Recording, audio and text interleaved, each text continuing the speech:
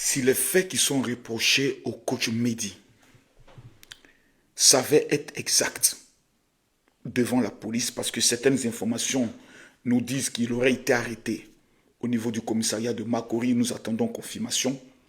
Si les faits qui lui sont reprochés, avec ces près de 100 témoignages directs et indirects que nous sommes en train de découvrir, s'avaient exacts, mesdames, mesdemoiselles et messieurs, cela sous-entend que nous avions au milieu de nous le plus gros prédateur sexuel de l'histoire de la Côte d'Ivoire, qui s'est présenté comme étant un coach en développement personnel, en relation amoureuse, qui a utilisé les plateaux télé de la Côte d'Ivoire et qui a utilisé son influence dans le but d'appâter, ramener à lui des femmes dont la plupart aujourd'hui n'ont pas été capables de pouvoir témoigner. Nous avons des témoignages de certaines jeunes filles qui disent qu'elles étaient sur le chemin de l'école. Nous avons les témoignages de certaines filles de prophètes dont le bras a été enfoncé dans leur partie intime.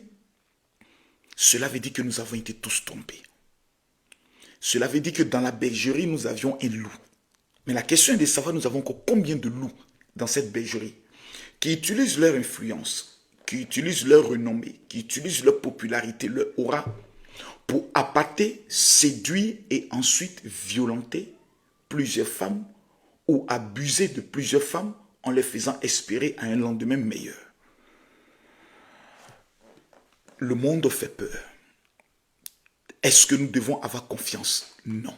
Même moi, vous ne devez pas me faire confiance. Nous sommes aujourd'hui dans un monde qui fait très peur. Quand moi j'entends les témoignages de Mehdi que je connais, avec qui j'échange, pas plus tard que ce matin, encore nous avons échangé, et je lui ai dit que le témoignage que j'ai entendu hier me laisse perplexe. J'ai un doute.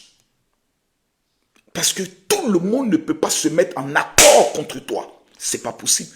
Si c'était 3, 4, 5, si on peut se dire, ben écoutez, il y a eu des incompréhensions. Mais lorsqu'on attend 40, 50, et là encore, je tombe encore sur un autre témoignage de cette fille qui dit ce qui suit. Il est peut-être dormi, et puis je suis tombé sur la vidéo là. Si c'est de lui là, tu parles là, tu n'as pas menti. Si c'est en tout cas, parce que moi-même je suis témoin, il m'a écrit sur TikTok. On a commencé chez TikTok, il dit, ah, donne-moi ton numéro, je lui ai donné mon numéro, je fais vu en statut WhatsApp. Si je ne me trompe pas, bien, André, il fait élevage de poulet, un truc comme ça. Si je ne me trompe pas, élevage de poulet, parce qu'il a l'habitude de mettre ça en statut. Donc, on a plusieurs. Ou bien quel plaisir trouve à faire ça. Quel plaisir ça te procure à faire ça. Mais laisse-moi te dire un truc. Moi, tu as détruit ma vie. Tu m'as fait perdre la confiance que moi j'avais en moi. Donc, quand nous entendons tous ces témoignages, je pense que nous sommes sur la plus grosse affaire